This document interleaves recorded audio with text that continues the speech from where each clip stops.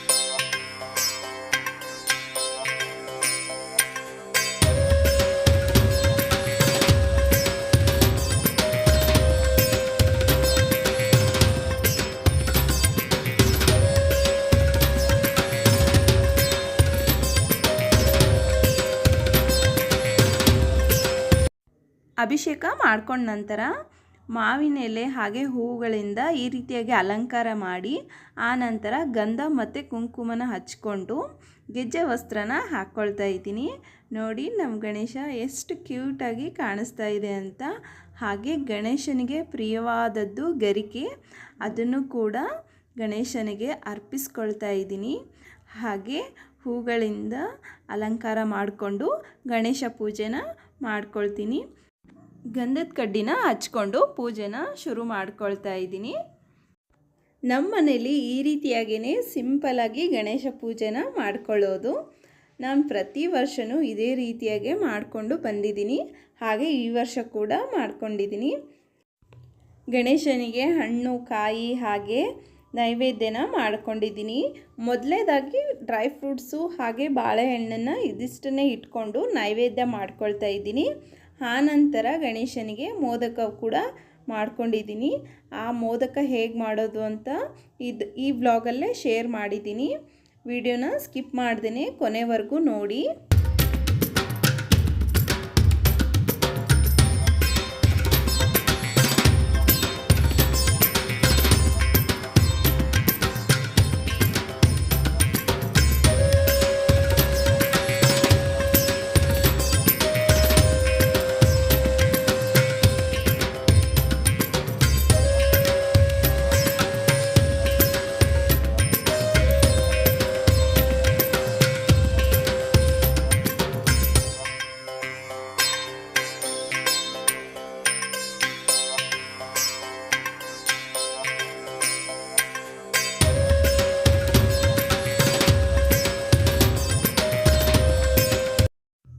ನಾನು ಪೂಜೆ ಎಲ್ಲ ಮುಗಿಸ್ಕೊಂಡಾದಮೇಲೆ ನನ್ನ ಮಗಳು ಕೂಡ ಬಂದಳು. ಅಮ್ಮ ನಾನು ಕೂಡ ಆರತಿ ಮಾಡ್ತೀನಿ ಅಂತ. ಆಯಿತು ಅಮ್ಮ, ನೀನು ನಿಧಾನವಾಗೇ ಮಾಡು ಅಂತ ಅವಳು ಕೈಯಲ್ಲಿ ಆರತಿನ ಕೊಟ್ಟೆ. ಅವಳು ಕೂಡ ಪೂಜೆನ ಮಾಡಿದ್ಲು. ಮಕ್ಕಳು ಮಾಡಿದರೆ ಎಷ್ಟೊಂದು ಖುಷಿ ಆಗುತ್ತಲ್ವ. ನಿಮ್ಮ ಮನೇಲೂ ಕೂಡ ಮಕ್ಕಳು ಹೀಗೆ ಮಾಡ್ತಾರಾ ಏನಂತ ಕಮೆಂಟ್ ಮಾಡಿ. ದೊಡ್ಡೋಳು ಮಾಡಿದ್ದು ನೋಡಿ ಚಿಕ್ಕವಳು ಕೂಡ ಅಮ್ಮ ನಾನು ಮಾಡ್ತೀನಿ ಅಂತಲೇ ಬಂದಳು. ಆದರೆ ಚಿಕ್ಕವಳಲ್ವಾ, ಬೇಡ ಅಮ್ಮ ನೀನು ಹಾಗೆ ನಮಸ್ಕಾರ ಮಾಡ್ಕೊ ಅಂತ ಹೇಳಿದೆ. ಅವಳು ಕೂಡ ನಮಸ್ಕಾರ ಮಾಡಿಕೊಂಡ್ಳು. ನಮ್ಮ ಮನೆಯಲ್ಲಿ ಗಣೇಶ ಪೂಜೆ ಹೇಗಾಗಿದೆ ಅಂತ ಕಮೆಂಟ್ ಮಾಡಿ. ಹಾಗೆ ಮೋದಕ ಮಾಡ್ಕೊಳ್ಳೋದಕ್ಕೆ ಇಲ್ಲಿ ರೆಡಿ ಮಾಡ್ಕೊಳ್ತಾ ಇದ್ದೀನಿ. ಒಂದು ಕಡಾಯಿಗೆ 1 ಸ್ಪೂನ್ ತುಪ್ಪ, ಗೋಡಂಬಿ ಬಾದಾಮಿ ಹಾಕ್ಕೊಂಡು ನಂತರ ಹಸಿ ಕೊಬ್ಬರಿ ತುರಿನ ಹಾಕ್ಕೊಳ್ತಾ ಇದ್ದೀನಿ. ಇದಿಷ್ಟನ್ನು 1-2 ನಿಮಿಷ ಫ್ರೈ ಮಾಡಿಕೊಂಡು ಆನಂತರ ಇದಕ್ಕೆ ಬೆಲ್ಲನ ಸೇರಿಸ್ಕೊಳ್ತಾ ಇದ್ದೀನಿ. 1 ಕಪ್ ಬೆಲ್ಲಕ್ಕೆ 1 ಕಪ್ ಕೊಬ್ಬರಿನ ಹಾಕ್ಕೊಂಡಿರುವಂಥದ್ದು. ಹಾಗೆ 1 ಸ್ಪೂನಷ್ಟು ನೀರು ಹಾಕ್ಕೊಂಡು ಬೆಲ್ಲ ಮತ್ತು ಕೊಬ್ಬರಿ ಪುಡಿ ಎರಡು ಹೊಂದ್ಕೊಳ್ಳೋ ರೀತಿಯಲ್ಲಿ ಮಿಕ್ಸ್ ಮಾಡಿಕೊಳ್ಬೇಕು.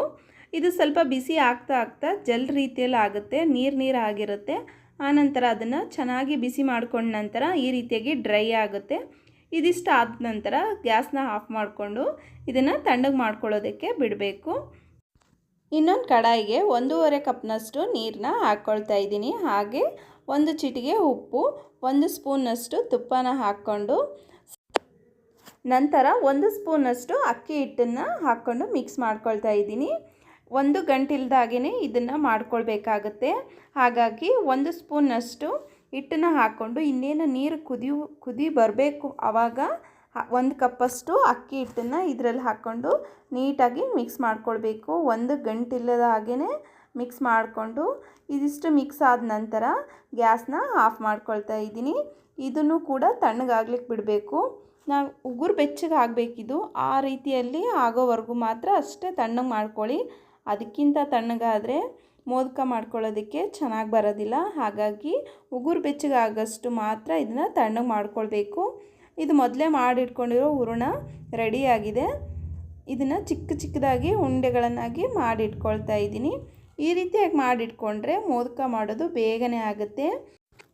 ಹಾಗೆ ಹಿಟ್ಟು ಕೂಡ ಉಗುರು ಬೆಚ್ಚಗಾಗಿತ್ತು, ಅದನ್ನು ನೀಟಾಗಿ ಎಣ್ಣೆ ಹಚ್ಕೊಂಡು ನಾದ್ಕೊಂಡು ಮತ್ತು ಕೈಗೆ ಸ್ವಲ್ಪ ಎಣ್ಣೆ ಹಚ್ಕೊಂಡು ಈ ರೀತಿಯಾಗಿ ಕೈಯಲ್ಲೇ ಸ್ವಲ್ಪ ಅಗಲ ಮಾಡಿಕೊಂಡು ನೋಡ್ತಾ ಇದ್ದೀರಲ್ವ ಯಾವ ರೀತಿಯಾಗಿ ಈಸಿಯಾಗಿ ಮೋದಕಗಳನ್ನು ಮಾಡ್ಕೊಳ್ಬಹುದು ಅಂತ. ಈ ರೀತಿಯಾಗಿ ನಾನು ಮೋದಕನ ಮಾಡಿಕೊಂಡಿದ್ದೆ. ಹಾಗೆ ಇದಕ್ಕೆ ಸ್ವಲ್ಪ ಡಿಸೈನ್ ಮಾಡೋಣ ಅಂತ 1 ಸ್ಪೂನ್ ತೊಗೊಂಡು ಅದಕ್ಕೆ ಸ್ವಲ್ಪ ಹಿಟ್ಟನ್ನು ಹಚ್ಕೊಳ್ತಾ ಈ ರೀತಿಯಾಗಿ ಲೈನ್ಸ್ನ ಹಾಕ್ಕೊಳ್ತಾ ಇದ್ದೀನಿ. ತುಂಬಾ ಚೆನ್ನಾಗಿ ಕಾಣಿಸ್ತಾ ಇತ್ತು. ನೀವು ಒಂದ್ಸರಿ ಈ ರೀತಿಯಾಗಿ ಟ್ರೈ ಮಾಡಿ. ಮೋದಕ ಮೋಡ್ ಇಲ್ಲದೇ ಇರೋರು ಈ ರೀತಿಯಾಗಿ ಮಾಡ್ಕೊಳ್ಬಹುದು. ಈ ರೀತಿಯಾಗಿ ಮಾಡಿಕೊಂಡ್ರೆ ತುಂಬಾ ಈಸಿಯಾಗಿ ಮಾಡ್ಕೊಳ್ಬಹುದು. ಹಾಗೆ ನೋಡೋದಕ್ಕೂ ಅಷ್ಟೇ ಕ್ಯೂಟಾಗಿ ಕಾಣಿಸ್ತಾ ಇತ್ತು. ನೋಡ್ತಾ ಇದ್ದೀರಲ್ವ ಎಷ್ಟು ಈಸಿಯಾಗಿ ಮಾಡ್ಕೊಳ್ಬಹುದು ಅಂತ. ಸಿಂಪಲ್ಲಾಗಿ ಒಂದು ಲೈನ್ ಹೇಳ್ಕೊಂಡ್ಬಿಟ್ರೆ ಆಗೋಯ್ತು.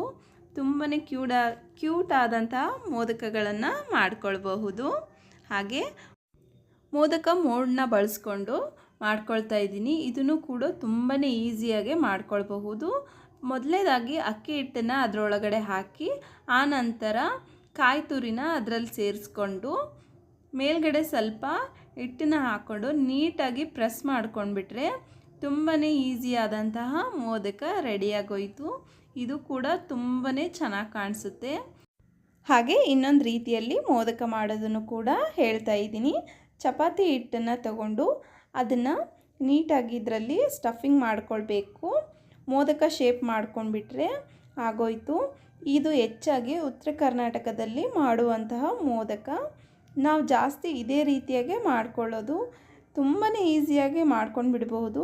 ಚಪಾತಿ ಹಿಟ್ಟನ್ನು ಹಾಕ್ಕೊಂಡು ಅದರೊಳಗಡೆ ಈ ಸ್ಟಫಿಂಗ್ ಇಟ್ಕೊಂಡು ಹೋಳಿಗೆಗೆಲ್ಲ ಯಾವ ರೀತಿಯಾಗಿ ಸ್ಟಫಿಂಗ್ ಮಾಡ್ಕೊತೀವೋ ಆ ರೀತಿಯಾಗಿ ಮಾಡ್ಕೊಂಬಿಟ್ರೆ ಆಗೋಯ್ತು. ಹಾಗೆ 2 ರೀತಿಯಲ್ಲಿ ಮೋದಕಗಳನ್ನು ಮಾಡ್ಕೊಂಡಿದ್ದೆ ಇವತ್ತು. ನೋಡಿ ಎಷ್ಟೊಂದು ಚೆನ್ನಾಗಿ ಕಾಣಿಸ್ತಾ ಇದೆ 2 ಮೋದಕಗಳು. ಮೋದಕವನ್ನು ಸ್ಟೀಮ್ ಮಾಡ್ಕೊಳ್ತಾ ಇದ್ದೀನಿ.